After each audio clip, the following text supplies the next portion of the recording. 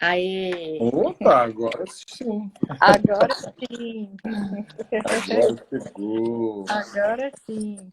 Muito obrigada, Até Ricardo. desarranjou aqui toda a minha arrumação. Estava aqui apreensivo, né? Tudo bem, Gal? Obrigado Tudo pelo bem, convite, você? tá? De Eu que participar desse agradeço. encontro com Eu você que aqui. agradeço. Eu que Eu que agradeço. agradeço. Vamos esperar só mais um pouquinho para entrar mais gente, senão a gente começa muito adiantado. Mas Com que bom certeza. que deu certo, né? Porque Sim.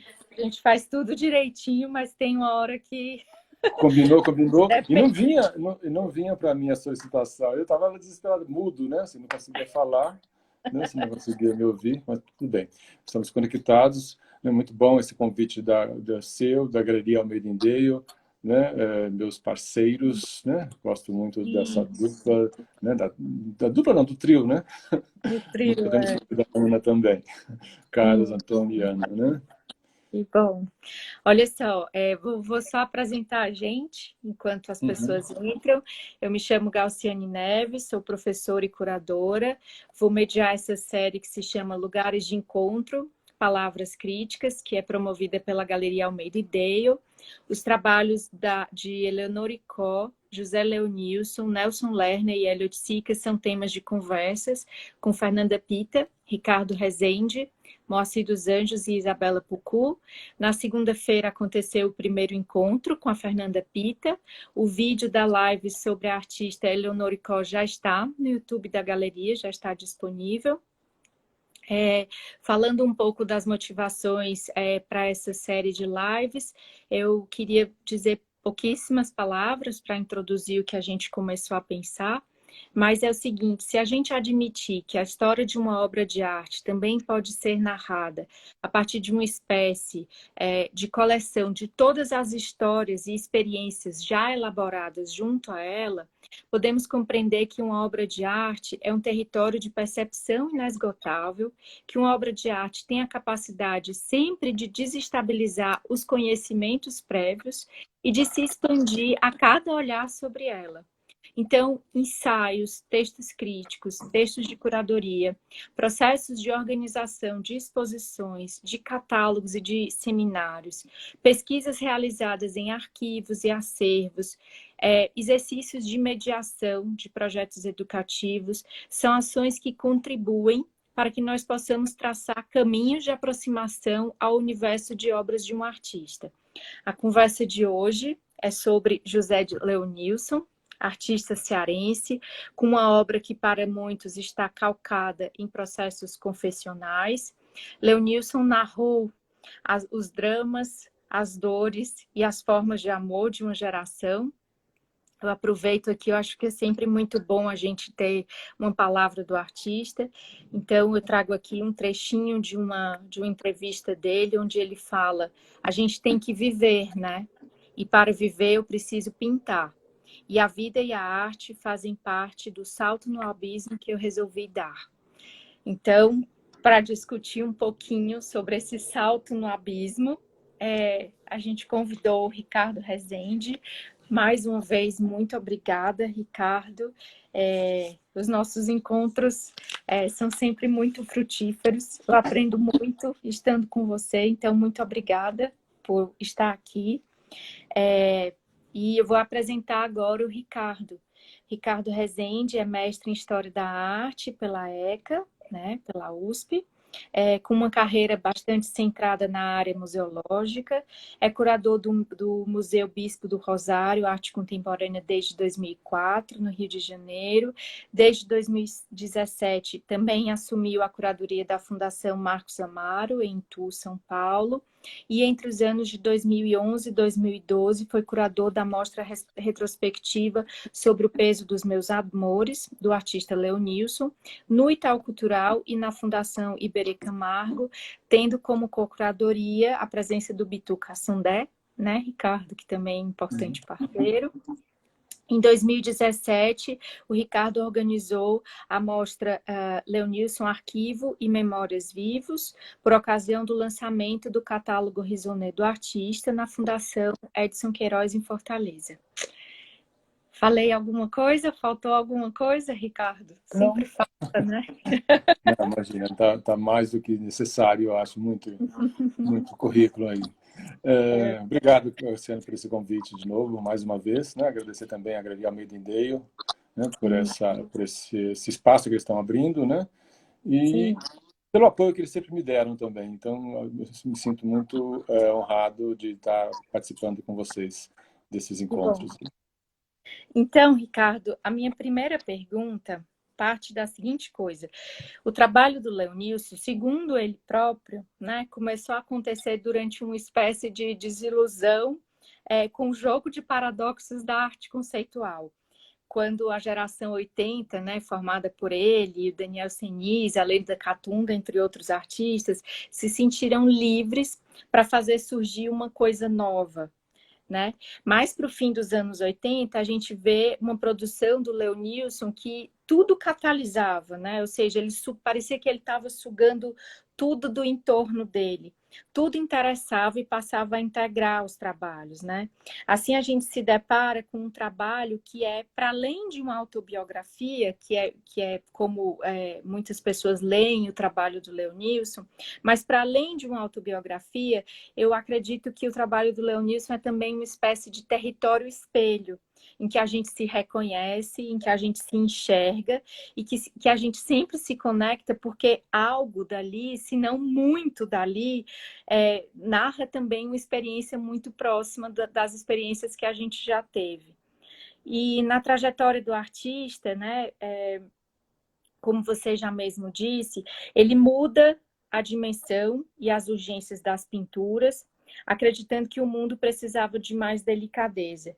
E aí é quando ele incorpora no trabalho anotações do cotidiano, registros de acontecimento, trechos de leitura, anotações de viagens, de exposições e de encontros.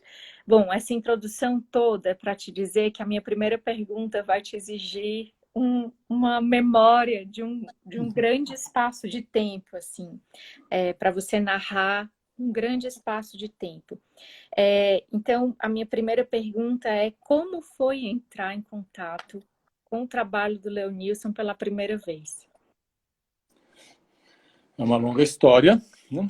Mas como a obra, né, é uma narrativa, né? Também isso é a minha relação com o Leonilson, com a obra, né? Porque na verdade eu não conheci o artista pessoalmente, também é uma grande narrativa, né? Eu tive o privilégio, né, melhor, né, de trabalhar no MAC USP, Museu de Arte Contemporânea da Universidade de São Paulo, na ocasião onde o Aguinaldo Farias organizava um ciclo de exposições que se chamava Encontros e Tendências. Isso é 1993. E a exposição que ia acontecer em maio, né, era do Leonilson. E eu confesso que eu conhecia muito pouco do artista até aquele momento ali, até saber dessa exposição, né? E eu fui incumbido, né, de ir até a casa da Ana Celina, a irmã do Leonilson, que guardava as obras logo após a morte do artista. O Leonilson morreu ali em 93, também ali junto com a exposição praticamente, né? E foi muito forte, né? Assim, bom, a obra também fala de emoções e eu sou uma pessoa também completamente emotiva, né? Muitas vezes eu choro até quando começo a contar as histórias dessas minhas relações com os artistas, né? Não tem como a gente não se envolver a esse ponto. E eu cheguei na casa da Ana Celina e a casa estava vazia, na verdade, não tinha ninguém na casa, alguém me recebeu ali só, né? E me indicou um fardo de telas. O Leonilson, né, uma característica da obra do Leonilson, das pinturas do Leonilson, é não ter chassi, né? Então tinha aquele fardo, aquele monte de telas enroladas, né? E então foi muito forte, na verdade, né? Sabendo da morte do artista pouco, né, recentemente ali, né? E eu tive que então fazer esse desdobrar dessas telas, né? E separar aquelas telas que iam para a exposição. Então foi assim, foi o meu primeiro contato com a obra, foi muito forte, né? Essa primeira vista da obra, assim, né? Esse primeiro toque nela até, né? Foi de fato um toque físico ali, né? E a exposição era encontro de tendências, era o Leonilson e a Esther Greenspoon, né? Só para precisar melhor a exposição que aconteceu ali. Aí, em 1996, o projeto Leonilson já existia, já tinha 3 anos ali de funcionamento, né? Já estava em andamento, portanto, todo o trabalho. A Lisete Lenhado, que era muito próxima a mim naquela época, né? Os amigos, assim, e ela me convidou, então, para continuar o trabalho dela lá de coordenação do projeto, né? O que visava justamente a catalogação da obra, a pesquisa da obra e catalogação, né? Então, em 96, eu assumo essa coordenação e foi uma longa história, né? Porque eu fiquei com o projeto Leonilson, a família, a Anicinha, né? Ali à frente do projeto, nessa coordenação desse trabalho de 96, e eu considero assim que esse ciclo se encerrou mais ou menos, na verdade, porque a gente continua ainda as boas relações, continua sempre disponível e sempre, né, disponível para colaborar justamente com o projeto Leonilson, né, com a família, né? Eu considero assim que terminou assim em 2017, quando a gente deu por finalizado o catálogo e lançamos o catálogo Resenha do Artista, né? E fizemos aquela exposição em Fortaleza, né? Na Fundação Edson Queiroz, para lançar o catálogo. Então, ali eu considero a minha contribuição com o Leonilson, né? De vida, né? Sei lá, foram quase 20 anos aí, né? De dedicação, né? E colaboração, né? E é isso, né? O projeto Leonilson tinha esse objetivo, né? Fundante dele, né? Que era pesquisar, organizar a obra e realizar esse catálogo Raisonné. Então, é isso. E aí, Ricardo, eu imagino, assim, nesse tempo que você se dedicou, que foram mais de 20 anos, né, conhecendo a obra do Leonilson, eu sei que você tem uma carreira, assim, bastante centrada em museus, né, então encarar aquele arquivo, encarar aquele acervo ali deve ter sido emocionante no começo, né, se deparar com uma obra de alguém que tinha acabado de falecer. Também acho que traz uma emoção nisso, mas eu queria te perguntar se depois de ter vivido toda essa emoção inicial e depois de ter vivido, convivendo, né, muito intensamente com o trabalho dele, como é que você ainda olha, depois de ter realizado o catálogo Raisonné, o que é que ainda tem no teu olhar quando você olha para o trabalho do Leonilson? Porque eu acho que o olho não acostuma, né? Não, nunca se acostuma. Há sempre uma descoberta, né? É interessante pensar assim, também como começou, né? Assim, quando eu comecei a trabalhar no projeto Leonilson, a gente ocupava um apartamento da família ali num condomínio comercial que tem na Vila Mariana, né? Na Rua Vergueiro ali.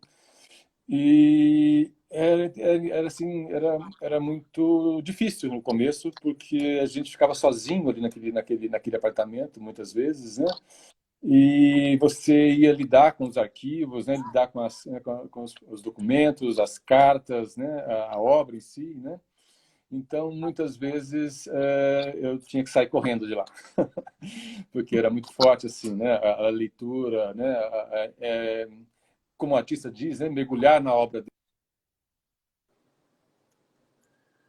E é isso, né? Eu mergulhei em águas revoltas, né? Do artista. Mas foi isso. Mas depois, com o tempo, a gente foi, obviamente, de certo modo, aprendendo a ver a obra, né? A enfrentar, né? Toda aquela emotividade que ela passa, né? Ainda, né? Passava e passa ainda hoje, né? E assim, o trabalho começou, assim, o projeto não tinha uma ideia ainda de organização museológica, então minha contribuição começou assim, né, de organizar aquele acervo que a família guardava, né, um acervo significativo, né, e junto da família a gente fez um trabalho assim muito importante para essa obra, né, que foi pesquisá-la e também difundi-la, né? Então a gente começou um trabalho à época, né, de colocar a obra nas coleções das mais importantes instituições museológicas do país, né? Então a primeira doação que a gente faz junto com a família e a Baia, né, de um trabalho que eu considero importantíssimo e hoje está bem guardado no MAN São Paulo, que é o Cheio Vazio. E isso foi adiante, né? A gente fez vários contatos e as doações continuaram. Exatamente esse trabalho que a gente está vendo aí, né? Todos os rios levam a sua boca. Foi uma segunda doação que a família faz, né? Junto ao curador à época, Tadeu Chiarelli, né? A gente fez essa mediação e foi a primeira doação considerável da família, assim, né? De obras para uma instituição. E a partir dali, outras instituições também tiveram esse privilégio, né? De receber a obra, como o Museu Nacional de Belas Artes do Rio de Janeiro, no Rio de Janeiro, o Museu de Arte Contemporânea do Dragão do Mar, no Ceará. O MoMA também teve uma doação significativa, adquiriram obras também, o Los Angeles Country Museum, a Tate Modern recebeu. Então, acho que esse trabalho que o Projeto Leonício fez, desenvolveu nesses 20 e tantos anos, 24, 25 anos, eu não sei exatamente agora quantos anos são, mas é mais ou menos por aí. O Projeto Leonício começa suas atividades em 1993, né, logo após a morte do artista. Em 94 ele é criado oficialmente, né, a Sociedade de Amigos do Projeto Leonício. E, então, temos aí 27 anos quase de trabalho do projeto, né? E assim, o trabalho que o projeto fez justamente tem uma importância muito grande, justamente porque colocou a obra no circuito internacional, né, nas principais instituições aí de arte, né, relevantes, assim, né, como a Tate Modern, Pompidou, o MoMA, né? Isso fez com que a obra do Leonício se tornasse tão grande assim como é hoje para a gente, né? E, Sim. Ricardo, continuando nessa relação, né, de olhar e de conviver com o trabalho, eu queria te perguntar se você acha que o trabalho do Leonilson a gente pode entender como também um espaço em que ele narrava os passos de um personagem, ou seja, em que ele se apresentava horas como um romântico, horas como alguém que sofria de amores não correspondidos, né? Ou seja, o que a gente vê é um artista que entra na sua obra como um narrador, a gente pode pensar desse jeito? Sim, né? O Leonilson, acho que ele é um personagem de si próprio na obra ali, né? É controverso até, né? Quando a gente fala muito da obra como uma obra autobiográfica, né? Mas é indiscutível, né? Assim, que o artista está ali presente de corpo e alma, né? Eu acho que isso fica mais forte, né? Assim, conforme a obra vai amadurecendo, né? Essa obra vai se tornando cada vez mais, né, uma passagem do artista pelo mundo, né? E é onde ele vai relatando justamente as suas experiências, as suas histórias, a sua trajetória, né? O que mais você podia falar nesse sentido? É um pouco controverso porque, na verdade, a obra passa para a gente muita emotividade e isso, de muitas vezes, é visto como uma coisa não muito positiva, né, para uma obra, para um artista, né? Mas é indiscutível, assim, hoje, né, a importância dela para a gente pensar o mundo contemporâneo mesmo, né? Uhum. Com relação, né,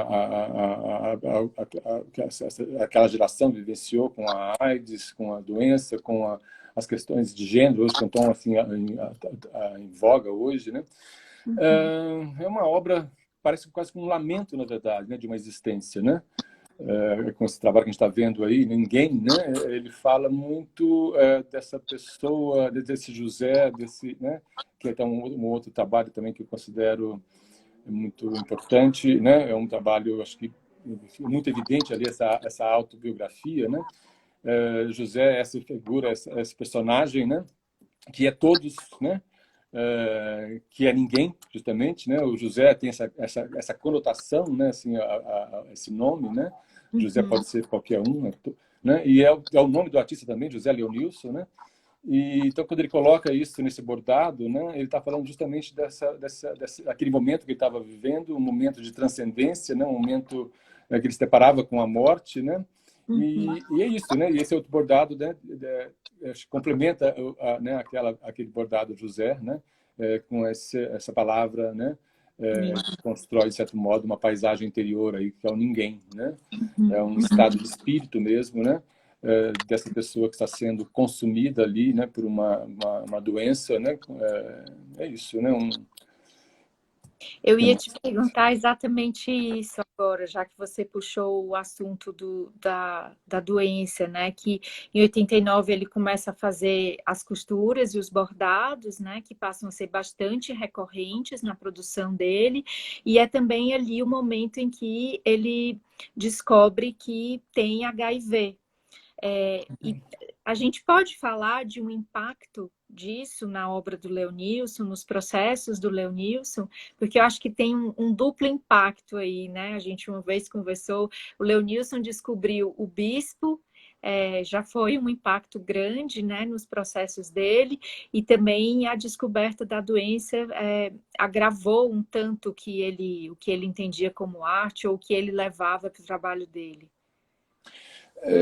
De alguma maneira, né, o Leonício já, de certo modo, registrava, né, sei lá, os eventos, o mundo ali na obra dele, né, e todas as suas contradições. Né?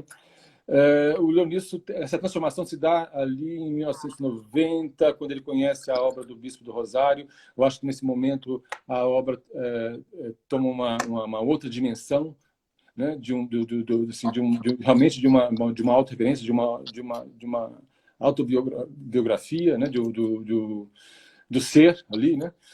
Quando ele se depara com essa exposição e que foi organizada em 1990 lá no MAC USP, né? Aquela exposição vai gerar um impacto muito grande, não só no Leonilson, como em muitos outros artistas, né? Mas no Leonilson a gente vai perceber uma mudança estética, né? Na obra, né? Assim, vai ter um impacto muito grande assim, quando ele começa a usar o tecido, a palavra que já vinha sendo usada, né? Já era usado, o tecido também já era usado também, né? Já tinha esse caráter na obra dele, né? Do uso do tecido, da palavra, né?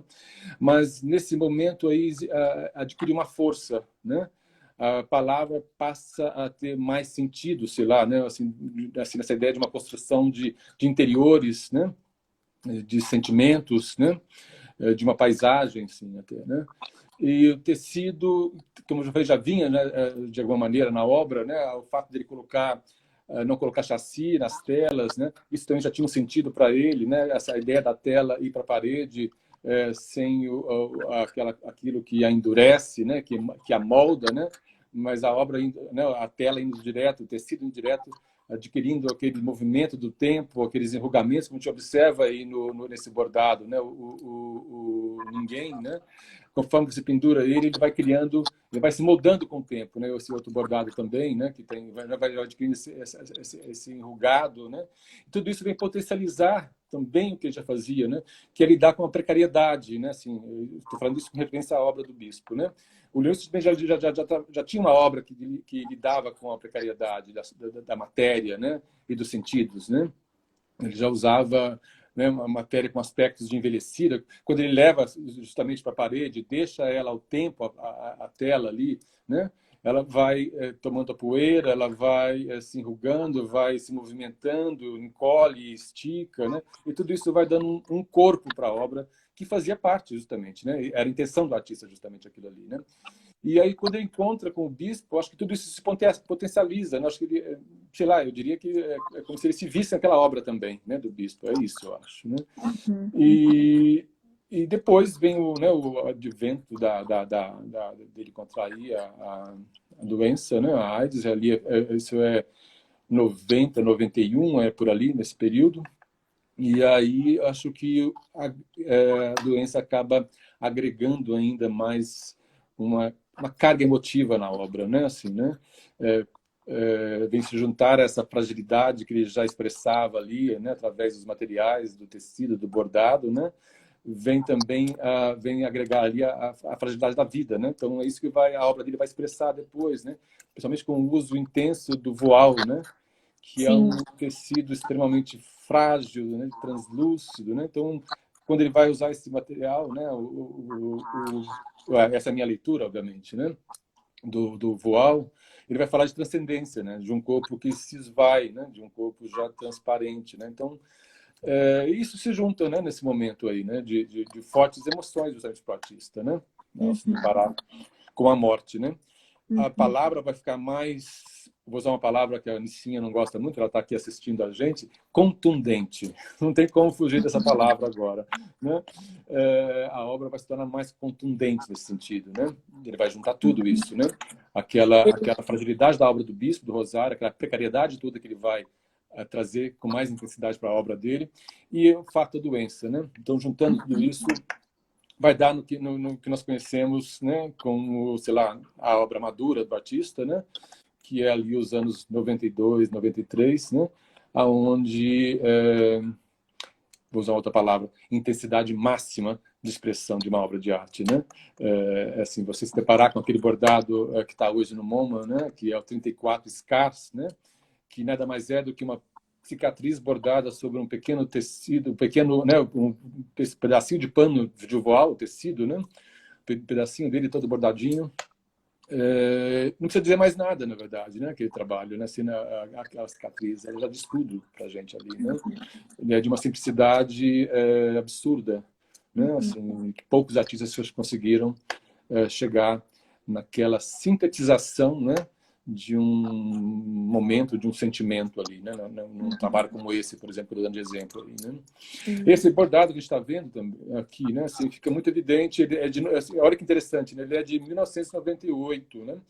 Portanto, ele não conhecia o bispo nesse momento. Então, daí a gente vê como as coincidências dos materiais, né? Que o bispo usava e que o Leonício já usava também, né?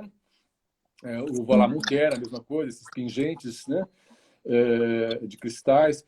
Ele é, né, de 89, esse bordado aí. Possivelmente, talvez ele tenha visto a exposição lá no Rio de Janeiro, no Parque Lage, que foi em 89, no segundo semestre de 89, né? Eu não sei exatamente quando foi o mês que ele fez esse bordado aí. Mas aqui tem umas coincidências bonitas, né, com a obra do Bispo, né? Você vê o uso da linha azul, né, que é predominante na obra do Bispo do Rosário, que é a linha que ele desfiava a partir dos uniformes, né, dos pacientes, né? O uso do cristal, da pedra, né? Assim, isso a gente não vê na obra do Bispo, né? A pedra, né? Assim, essa pedraria, assim, né? Existem os botões, como aquele trabalho lá, né? Mas, obviamente, a obra do Bispo tem uma diversidade muito grande de materiais, né? Então, é isso, assim, o Dionísio, de alguma maneira, já trazia essa materialidade, né? Que a gente vai ver depois na obra do Bispo, em 90, né? Mas eu acho que é isso, assim, ao se deparar com essa obra, eu acho que ela afirma para o artista, né? Ela talvez dê segurança para que ele, né, partisse para aquele uso intenso desses materiais, dessa matéria, né? Tecido, pedras, botões, né? Costura, bordado, né? Eu acho que é isso.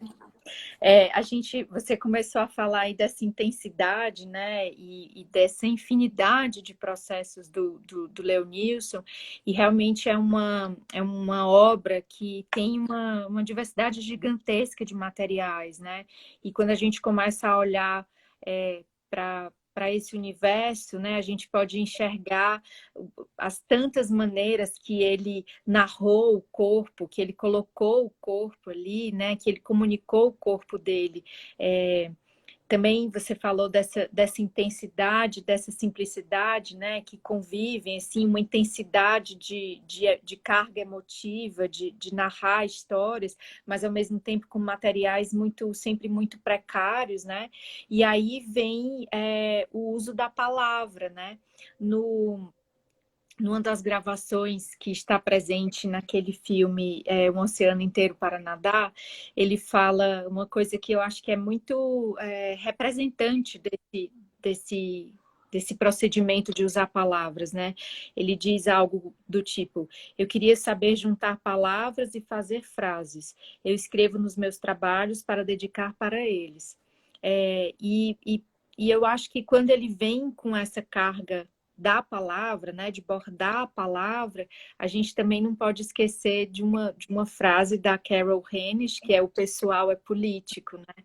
Então, esse pessoal que aflora pelo meio da palavra é também político, né? É também o Leonilson tentando nos fazer refletir e também nos chamando para uma conversa, né? Para dizer que, obviamente, a arte não é um lugar esvaziado, mas é uma espécie de arena, né, de conversa, de troca. Eu queria que você falasse ainda um pouco mais sobre o uso da palavra do Leonilson, como é que a gente pode se confrontar com esses textos e com esse vocabulário, como, por exemplo, quando ele escreve sinceridade, honestidade, integridade, ou quando ele escreve manifestações dos estados íntimos dele, como alegre, tímido, solitário ou o perigoso, né? Fala um pouco disso, Ricardo.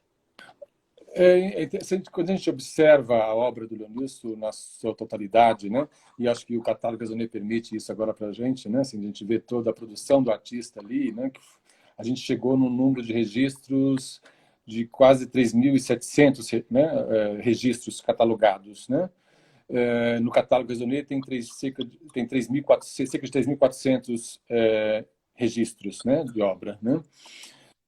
Se a gente observa, logo no começo da carreira do Leonilson, dos primeiros trabalhos ali, o texto já aparecia, a palavra já aparecia, né?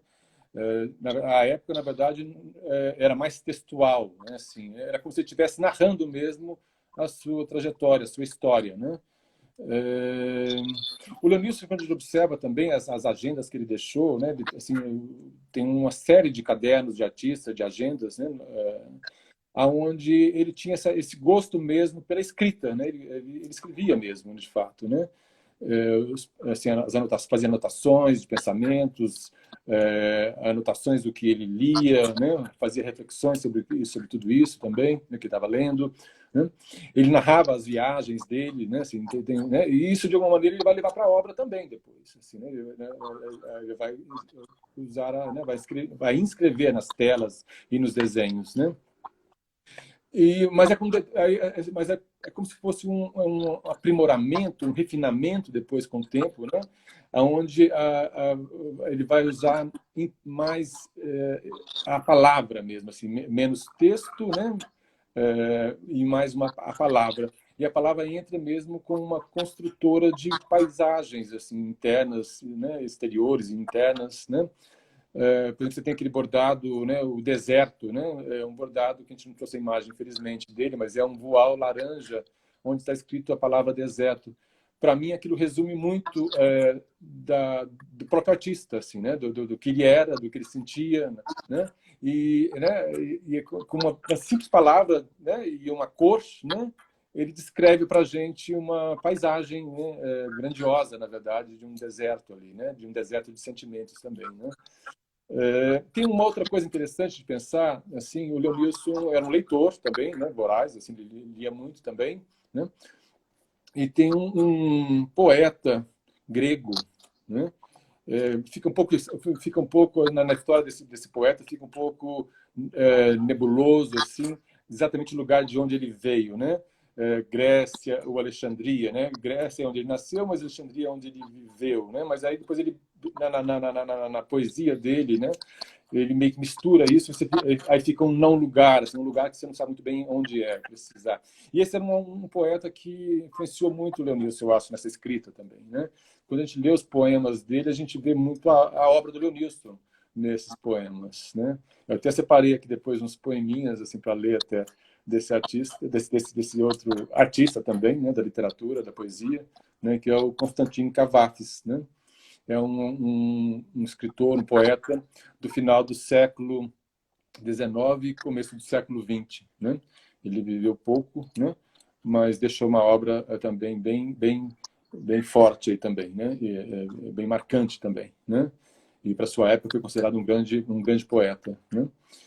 E é isso, assim, aí conforme a gente vai observando o amadurecimento da obra do Leonilson, né? Ele vai chegar justamente nessa sintetização da fala, né? Que vai se dar através de uma palavra apenas, né? E as palavras justamente resumem, né, o que acontecia no mundo, né, as questões que estavam sendo debatidas, né, os questionamentos do artista, né, os autoquestionamentos dele, né.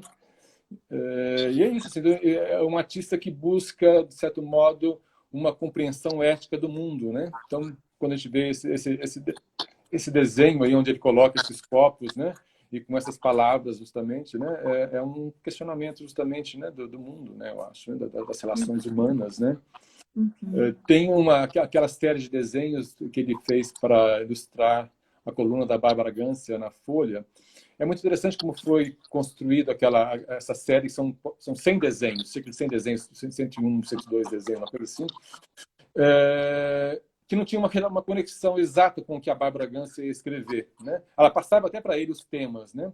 Mas não necessariamente ele ia responder para ela aquele assunto que ela estava abordando na coluna dela. Então, o Leonilson enviava para ela desenhos assim que muitas vezes não tinha relação nenhuma, mas tinha uma relação com ele naquele momento, tinha uma relação com o que estava se passando no país, o que se passando no mundo, né? Então, é interessante observar, né, essa série de desenhos aí, né, que tem um livro, por sinal, Use é lindo, eu garanto, né? Uhum. Onde você pode observar todos eles, e fica muito claro isso, né? Essa relação do Leonilson com o mundo, né? Através da obra dele, né? Uhum. Fica ali, né? Esse artista questionador, né? Inquieto, né? Que não conseguia ficar num lugar, assim, se fixar no lugar, né? Ele se até se auto definia, né, como um andarilho, assim, né? Um cara que né, um artista, né? Um homem que viajou muito, assim, né? Sim. Sempre priorizou as viagens, né? Então, é isso. Aí ele passa a ser um narrador do mundo, né? Acho que essa é a minha leitura. É interessante você falar desse jeito, do uso da palavra, porque, de fato, essa carga da autobiografia, ela se amplia, né? Então, é de um si para o outro sempre, né? É de um si em si mesmado, íntimo e particular, mas que está o tempo inteiro em contato com o outro e que está o tempo inteiro antenado e bebendo das questões do mundo e também tentando, de alguma maneira, discuti-las, denunciá-las, enfim, né? E eu acho isso importante porque, sei lá, quando a gente pensa num trabalho como o Léo não consegue mudar o mundo, eu acredito que esse trabalho, a partir desse texto, tem uma forte carga política, né? Assim, tem uma militância ali, né? Ricardo, você falou dos 3.400 registros para o Risonê, mas que já tem aí mais de 3.700, e sei lá quantos colecionadores, mais de 100 colecionadores, onde o trabalho do Leonilson habita, né?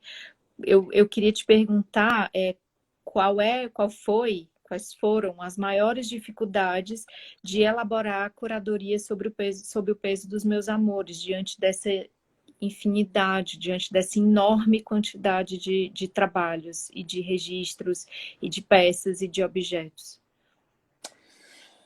É uma exposição que é interessante, ela foi polêmica, né? Por justamente a gente ter trazido a maior quantidade de trabalhos do artista numa exposição, né? Foram 300 trabalhos, itens ali, né? Da obra do artista, né?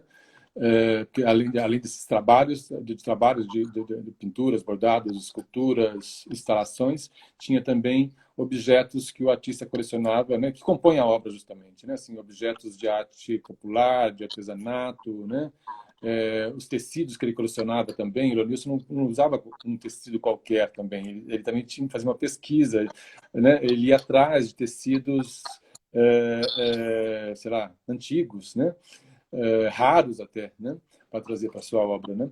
Tudo isso, claro, tem uma carga, um sentido, na verdade, dele fazer isso também na obra, né? Então, assim, a gente quis nessa exposição mostrar o máximo do artista mesmo, assim, muito já em função do catálogo Raisonné, né, que já estava bastante avançado ali a pesquisa, assim, de catalogação, né, já tínhamos conhecimento de muita obra do artista. É interessante pensar isso, assim, quando a gente começou no projeto, né, lá, né, 93, 94, aí 96, quando eu chego ali também, né, a gente tinha que ir atrás, né, assim, né, descobrir os colecionadores, quem tinha. Então, eu ia conversando com um, conversando com o outro, né, e chegava na obra, né, eu fiz isso muitas vezes, fui até, viajei fora para ir atrás de coleções fora do país, aí você chega lá, você descobre outra, descobre outro trabalho. Então, é assim, né, que foi... A gente chegou nesse número aí de obras descatalogadas, né? E aí eu tinha essa expectativa de mostrar justamente uma quantidade maior para dar dimensão, né? E a gente também decidiu por uma museografia que desse a ideia também né? Porque a obra tem um caráter arquivístico, a obra do Leonilson, né? São registros, parece que do dia a dia dele, né? A obra, né? Então ela tem esse caráter de arquivo, né? Então foi isso que a gente quis dar também para a exposição. A gente teve o Valdir Lopes como o arquiteto, museógrafo, né? E a gente trabalhou a exposição como uma grande caixa de madeira, né? Como se fosse, de fato, uma gaveta, né? Um lugar onde você guarda, né? Os seus guardados ali, assim, né? Era essa a ideia, né? Que a gente quis trazer, né? De certo modo, a gente anulou o espaço do Itaú Cultural, né? Para fazer essa museografia, né? Fazer essa caixa de madeira nos 3 andares, né? Isso também trouxe uma coisa que a gente queria, que era um silêncio, né? Para a contemplação da obra, né? E também, de alguma maneira, o uso da madeira traz uma simplicidade, né? Para a exposição, para a museografia, né? Que a gente queria também para justamente reforçar, né? Esse caráter precário da obra, simples, de simplicidade, né? Então, tudo ali foi um pressuposto, uma decisão nesse sentido, né? De construir esse ambiente, né? Afetivo para a obra, né? E é isso, a gente deu conta de praticamente toda... Foi uma retrospectiva, de fato, né? Assim, a gente trouxe trabalhos do início da carreira dele, né? Até o último trabalho. Buscamos trabalhos que estavam fora do país, como esse que a gente está vendo ao fundo ali, que essa instalação, essa escultura, How to Rebuild at least one eighth part of the world, né? Isso foi feito em 1986, em Munique, né? Quando o Leonilson estava no ateliê do Albert Heijn, o amigo dele, um parceiro que ele teve, muito grande, que também influenciou muito a obra do Leonilson, mutuamente, na verdade, a gente não pode falar isso, né? Um artista influenciou a obra do outro ali, houve esse encontro, né? E eles estavam no ateliê do Albert e era aniversário dele, me parece, né? Nesse dia. E nesse dia ia chegar a nuvem radioativa de Chernobyl sobre Munique. Ela ia passar sobre Munique, né? Então os artistas estavam muito angustiados ali com aquela passagem, aquela presença daquela nuvem na cidade, né? E nessa angústia eles construíram esse trabalho, né? Que é um trabalho, considero assim, utópico, né? Esse desejo de uma reconstrução do mundo, né? Então, aquele trabalho lá, Léo não consegue mudar o mundo, nesse aqui ele está tentando, né? Reconstruir, né? Esse desejo, né? Até nós brincamos até com o título da nosso encontro aqui, né? Léo bem que podia ter mudar o mundo, não lembro agora exatamente isso, mas foi exatamente, mais ou menos por aí, né? Que é justamente, de certo modo, há uma desilusão na obra, assim, né? Diante dessas catástrofes, diante desses desmandos que a gente assiste, dos preconceitos, né? Raciais, religiosos. Então, tudo isso está ali no trabalho dele, né? Na obra dele também, né? Todos esses questionamentos aí, né?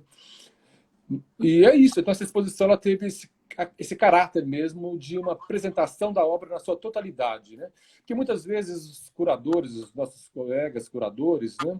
Pesquisadores, críticos de arte, assim, não gostam de mostrar, né?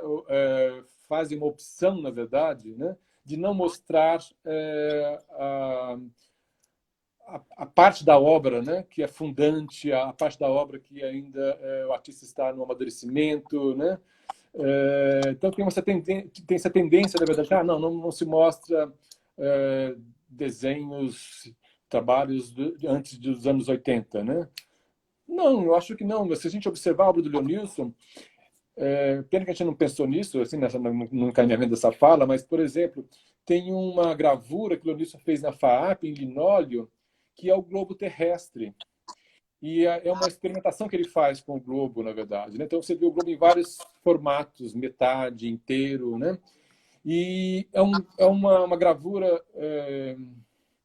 que é um globo terrestre, aquele, né? Esse que aparece muito na obra do Leonilson, né? Ele aparece numa situação bastante, eu diria, sinistra, assim, né? Ele está num fundo negro, né?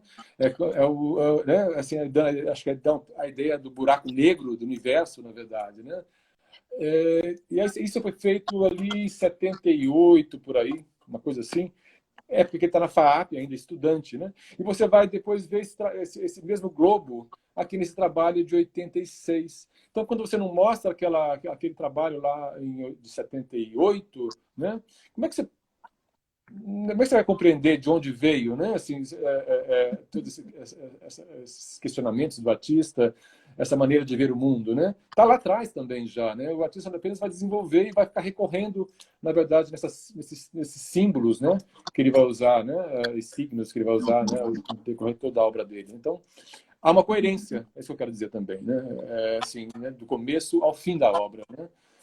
Então, a exposição mostrou isso, né, justamente, né, uma obra que é coerente desde o comecinho dela. Né? Isso gerou Eu críticas lembro até, gerou críticas, né, de que a gente tinha mostrado demais do artista. Né? Não sei, eu não concordo. Não sei, não sei. Eu fico eu assim, na lembro dúvida do que falar sobre essa crítica que a gente recebeu. Né? Eu acho que a gente mostrou ali a grandiosidade da obra, do começo ao fim dela. Né? Aí eu tive a oportunidade de fazer uma outra exposição, né, por ocasião do lançamento do catálogo Raisonner, né, essa exposição lá de Fortaleza, Leonilson, Arquivo Vivo, né, eu não lembro agora, olha, falhou o nome da exposição, do título da exposição que a gente deu. Que a gente organizou essa exposição lá na Fundação Edson Queiroz, que foi a patrocinadora do catálogo, junto com a Almeida Indê, que ajudou a gente. Leonilson, Arquivo e Memórias Vivos, né? Isso. E a gente fez essa exposição, exatamente, essa exposição. A gente fez esse título, né? Exatamente esse título aí.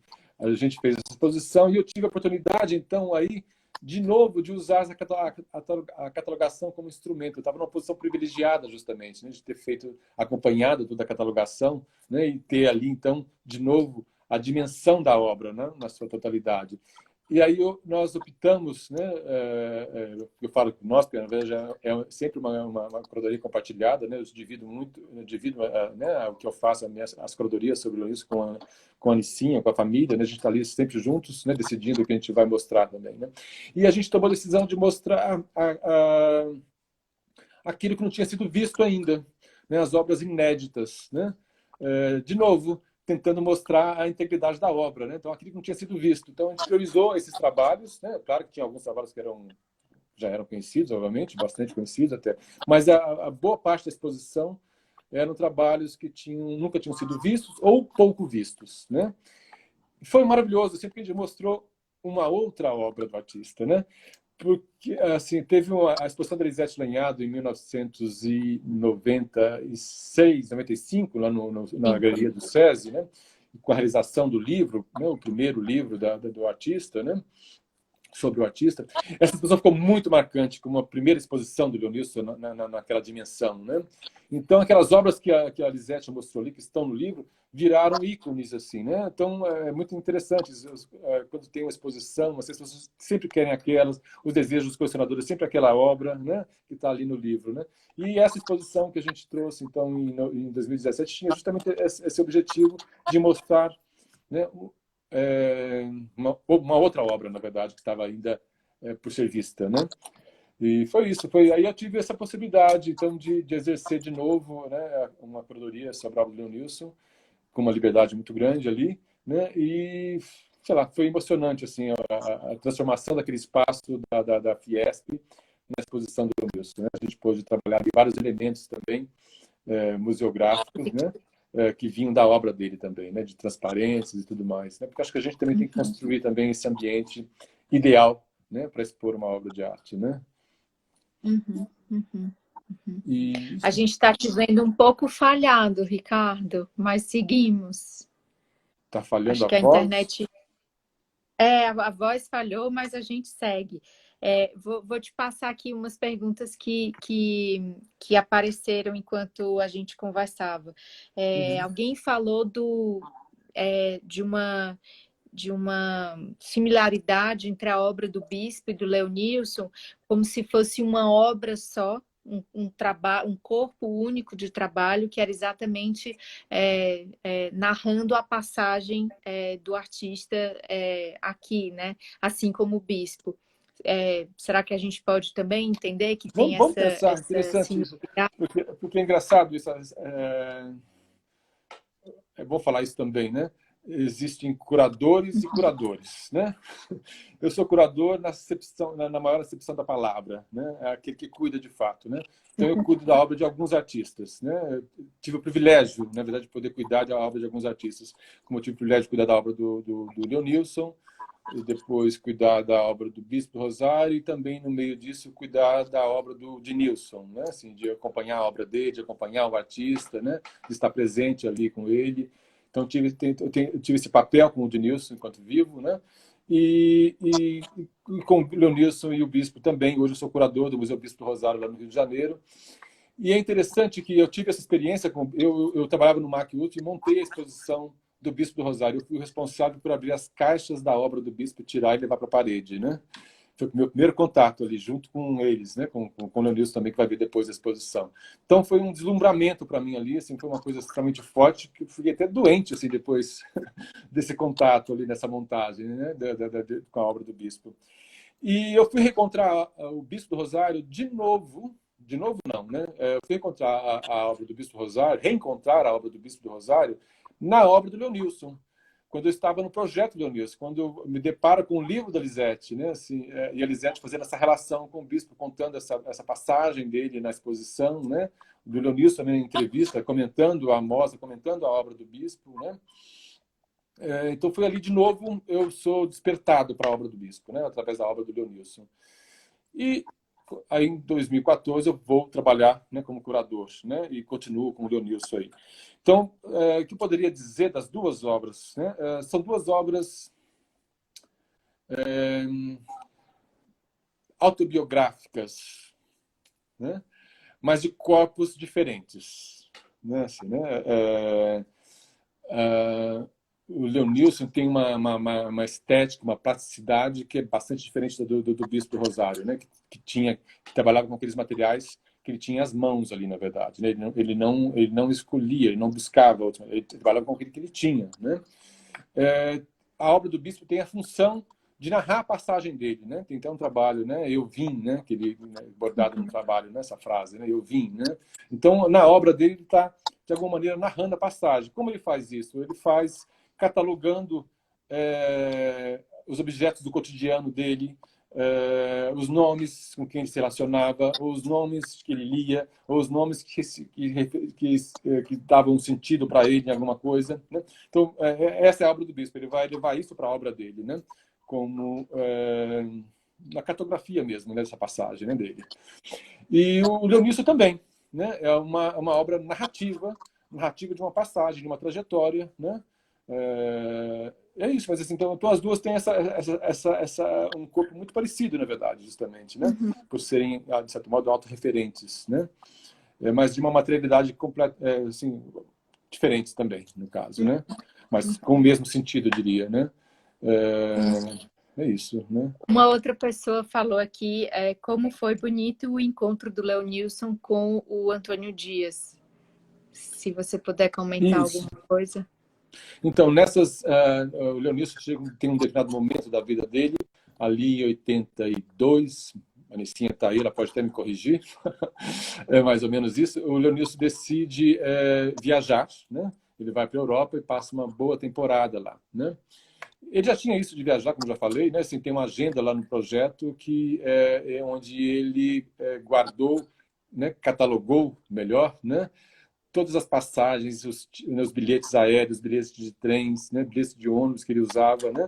Tá tudo organizadinho. Então ele tinha essa coisa da viagem mesmo, né? De estar sempre em trânsito, né? E numa dessas viagens que ele faz mais longas para a Europa, o Leonilson vai para Madrid, passa, né? Depois ele vai acabar em Milão, né? E ele vai ser introduzido, né, por um artista ao Antônio Dias, que vai recebê-lo na casa dele, né? E o Leonilson vai passar ali um tempo com ele e a partir dessa primeira temporada, assim, eles travam um relacionamento muito profícuo, né, para o Leonilson, justamente, né? Que era um artista em formação ali, né? Que teve essa oportunidade, né, de conviver, né, de trocar com um artista da grandeza do Antônio Dias, né? Então, obviamente que isso também vai influenciar na obra dele, né? essa vivência, essa experiência, né? Não digo esteticamente na obra, né? Mas conceitualmente sim, né? O Antônio Dias vai ser um grande incentivador dele, né? Tem uma passagem, né, que eu acho que o Antônio Dias dá desenho, dá papéis, material de trabalho para ele e fala: você vai desenhar, você vai trabalhar, você vai ser artista. Senta aqui e trabalhe. Mas é isso, mas o Ricardo, Elonísio tem tinha uma essa coisa de carregar pessoa... materiais debaixo do braço, viajar, ele estava sempre, né, sempre carregando as telinhas dele juntadas, o material dele era parte da mala dele de viagem, né? O material de trabalho dele, de pintura, de desenho, né? Ele vivia junto disso, né? Tem uma outra pessoa, o Aleph Henrique, perguntando se essa obra pertence ao MAC USP. Sim, É essa que está na exposição? sim. Sim. Sim, a família e o Albert Rim doaram para o MAC USP esse trabalho, por ocasião dessa exposição que a gente fez lá no Itaú Cultural. A gente trouxe esse trabalho que se encontrava no ateliê do Albert Rim, em Munique, né? E como é uma obra de dupla autoria, né? Feita a 4 mãos, né? O Albert Rim não se achava dono dela, né? Ele não queria guardar esse trabalho só para ele, justamente, né? Ele entendia que era dos dois artistas, né? E aí ele propôs que esse trabalho fosse doado para o MAC USP, né? Em concordância com a família, né? Propôs para a família para doar esse trabalho para o MAC USP e ficar no Brasil, justamente, né? Por ter um trabalho de bastante complexidade, né? De conservação e de apresentação também, né? Então, o MAC USP nos dá essa garantia, né, de que a obra estará bem guardada ali, né? Sim. Ricardo, eu não sei se alguém ainda quer aqui perguntar alguma coisa, acho que eu vi todas as perguntas. Lembrando que o Instagram daqui a pouco derruba a gente, mas queria agradecer a presença de todo mundo que ficou aqui com a gente por essa quase 1 hora. Queria agradecer também a você, Ricardo, por compartilhar tudo que você sabe, conhece da obra do Leonilson. É sempre muito legal olhar para o trabalho dele com os seus olhos. Então, muito obrigada pelo seu tempo. Lembrando que semana que vem tem conversa com a Isabela Pucu sobre o Hélio Tissica e também com o Moacir dos Anjos sobre o Nelson Lerner. Tem uma última pergunta da Lu. Como você vê o diário do Leonilson gravado em áudio? Seria um trabalho relevante, uma depuração de tudo? Será que ainda dá tempo? Deixa eu entender a pergunta direitinho. Desculpa, como é a pergunta? Espera, eu não Como entendi você, agora. como você vê o diário do Leonilson gravado em áudio? Seria o trabalho mais relevante, uma depuração de tudo? A gente vai ter que Difícil, responder muito rápido. difícil dizer isso, mas com certeza é a obra que ele deixou como legado para a gente mais importante, com certeza, porque ali é onde ele é verdadeiro, onde ele está se despedindo, na verdade, né? Então, não sei, acho que ela tem, simbolicamente, ela tem muita importância, justamente, né? Mas eu não sei se seria a obra mais importante. Todas são, né? Tudo faz parte, né? Como a obra do Bispo também. É uma obra única, né? Feita de um trabalho só, né? Acho que é isso, né? A obra do Leonilson, né? Então não dá para dizer isso, não. Mas eu considero talvez a mais íntima do artista são essas gravações, né? Muito obrigada, Ricardo. Para Eu que todo agradeço mundo. por essa oportunidade. Vamos Eu lá. agradeço também quem nos ouviu aí, né? Muito Obrigado. obrigada. Lembrando que a live fica salva no YouTube da galeria, gente. Obrigada, boa tarde. Um beijo, Ricardo. Um beijo para você, Gal.